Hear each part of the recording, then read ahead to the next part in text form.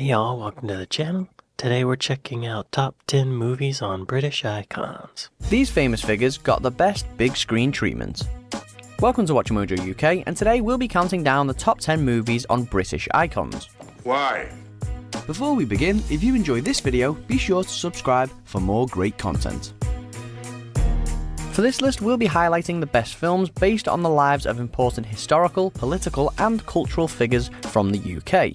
Entries must be mostly focused on the icons in question, with brief cameos not included, and we've limited our rank to one movie per icon, no matter how many portrayals of Churchill there have been. Okay, I saw Robert Downey Jr. RDJ on the thumbnail, so I imagine they're going to talk about the Charlie Chaplin film. Just saw Lawrence of Arabia, sort of forgot he was a British icon. What else? Elizabeth? There's a Margaret Thatcher film with Meryl Streep. Oh, and the Gary Oldman film with Winston Churchill. I mean, it could be a lot of them. There's way more than 10.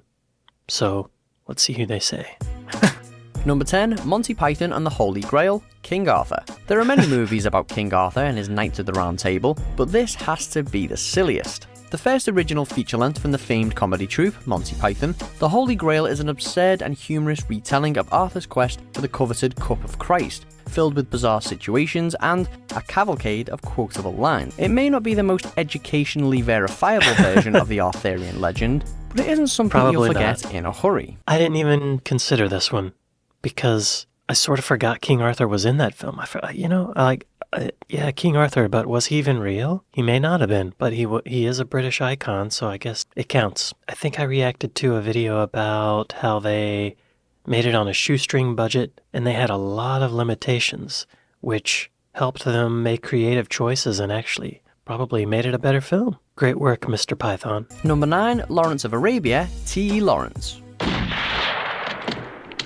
Oh, that scene. Often regarded as one of the greatest films ever made and winner of 7 Oscars, including Best Picture, Lawrence of Arabia ensures that its subject's story remains etched onto history. Focused primarily on Lawrence's service during World War I, Peter O'Toole's portrayal of the titular character is still widely praised, and the film's iconic visuals and score are so burned into the popular conscience that you probably know them even if you've not even seen the movie itself. Right. Yeah, Lawrence of Arabia, what a great film. I had the privilege, or I should say the luxury, of seeing a 70mm screening of this at Quentin Tarantino's theater, one of his movie theaters. It's called the Vista in Los Feliz. And it was beautiful.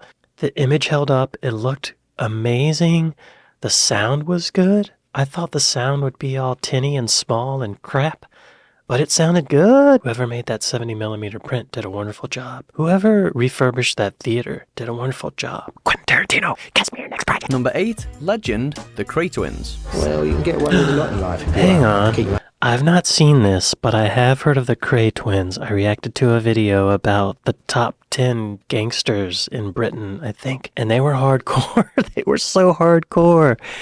And it's like they did stuff out in the open and no one stopped them. I think they did eventually get arrested. Portraying one real-life figure is tough enough for any actor, so how about playing 2? Infamous London gangsters, the Cray twins may have been portrayed on screen before, but Tom Hardy was the first to play both Ronnie and Reggie in his 2015 crime thriller. Ooh. And Hardy nails both roles, flitting between the seemingly calm Reggie and the gruff, psychopathic Ronnie.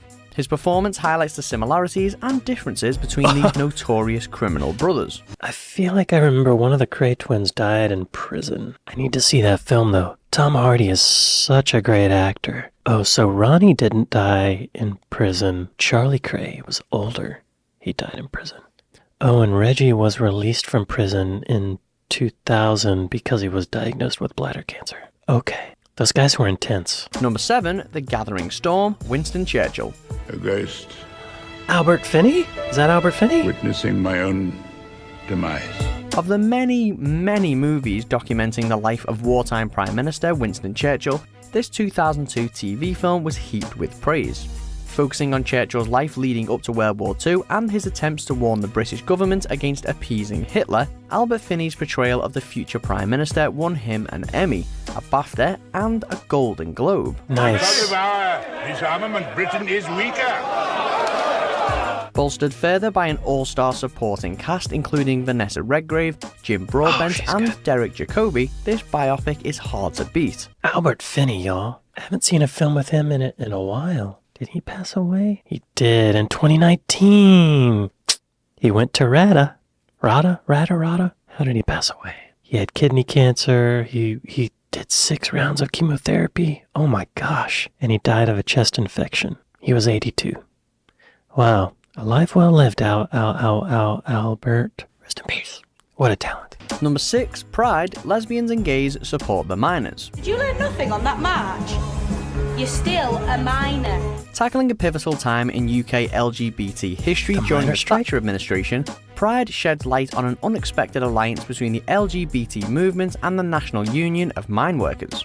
Painting a comic but sincere Never heard picture of events at the time, the movie includes stellar supporting roles by British mainstays like Bill Nighy and Imelda Staunton, along with Bill star-making Nighy. turns from George McKay and Ben Schnetzer. It's a standout tribute to a significant effort which brought much needed attention to both the mining industry Wow. and the gay A lot of community. big actors in that. Pride. I've never heard of this. I never heard of LGBTQ and miners working together. The miners groups were also among the most outspoken allies of the LGBT community in the 1988 campaign against Section 28. What's Section 28? Miners' labor groups began to support, endorse, and participate in various gay pride events throughout the UK, including leading London's Lesbian and Gay Pride Parade in 1985. That's an unlikely alliance, I think. When I think of a British miner, I think of super masculine, tough dudes. But I guess they weren't homophobic. They were true men. Number 5, The Imitation Game, Alan Turing. How could I forget? A man mistreated by his country and often misremembered, Alan Turing's story gets the attention it deserves with this Oscar-winning drama. Benedict Cumberbatch stars as Turing, an early AI expert and genius mathematician whose machine cracked the German communications code in World War II, helping the Allies win the war. Cumberbatch brings out the brains but also shows Turing's vulnerability within an intolerant society. History shows how Turing was later prosecuted by the government for homosexuality, and this film only highlights the incredible injustice he experienced. I have a lot of respect for Alan Turing, but I didn't really enjoy this film very much, I have to say. But I'm glad they made it, because I would not have heard of Alan Turing other ways, I don't think. Thank you, Alan.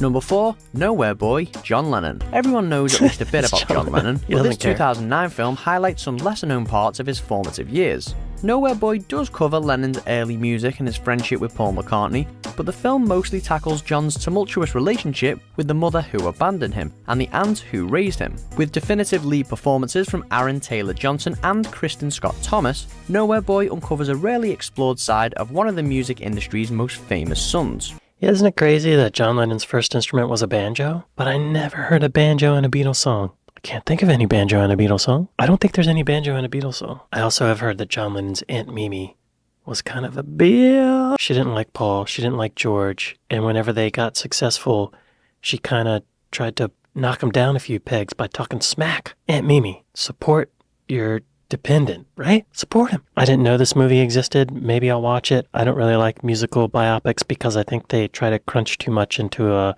couple hours and it always feels fake and weird. But I'm glad they made it. Number 3, Chaplin, Charlie Chaplin. Covering the legendary actor's life from poverty-stricken childhood to his later years in Switzerland, this biopic from director Richard Attenborough pays homage to a true cinematic legend.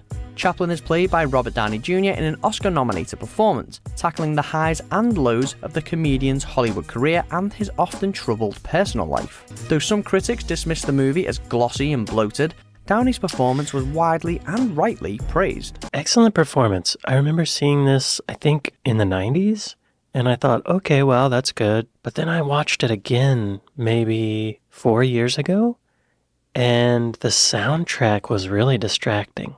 The music, it dates it. It's very 80s. I didn't care for the soundtrack.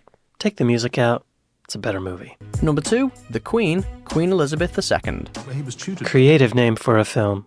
Helen Mirren and director Stephen Frears had a tough job ahead of them depicting a still-sitting queen on film, but the final result Right. was a royal success. Focusing on the events in the wake of Princess Diana's death, The Queen shows the monarchy and government in disagreement, while public approval continually swings. Mirren bagged a Best Actress Oscar for her lead performance, and she even earned approval from Elizabeth II herself. Extremely high praise indeed. Helen Mirren's a wonderful actor. I haven't seen it. I feel like every artistic project that I've seen about the royal family, I have a feeling of I'm missing something, probably because I'm American. From my perspective, they put a lot of emphasis on really small details that, to me, it seems like, why is this important? But I would like to see this film now, because Helen Mirren is awesome. Number 1, The Theory of Everything, Stephen Hawking. I forgot Stephen Hawking's British. I always forget he's British. Playing a world-famous scientist might be a daunting task, but Eddie Redmayne wowed worldwide audiences when he starred as Stephen Hawking in 2014.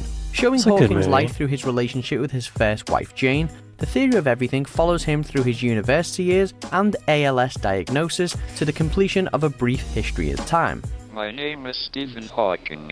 It's American. The film, thanks largely to Redmayne's performance, brings one of modern history's greatest minds to the big screen for a story of love, life, and conquering adversity. Yeah, that was a good film. I enjoyed it. It was kind of hard to watch him degrade over time, though. You know, it was sad. It reminded me of A Beautiful Mind in a way. I'm glad they made this film, but it did feel a little formulaic to me, like one of those films that is made to win Oscars.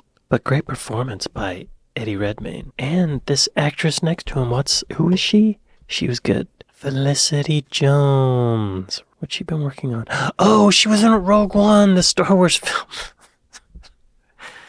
Of course. She was great in that. That was probably the best Star Wars film to come out since the original 3, I think. I mean, I don't know if I agree with this list. I think the bottom 2 should be the top 2. Monty Python and the Holy Grail and Lawrence of Arabia should be number 1 and 2, right?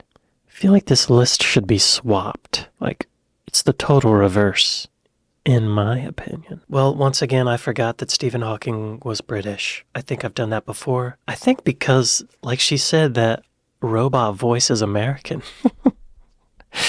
So I just assume he's American. Well, thank y'all for watching this with me, and I'll see you next time. Later.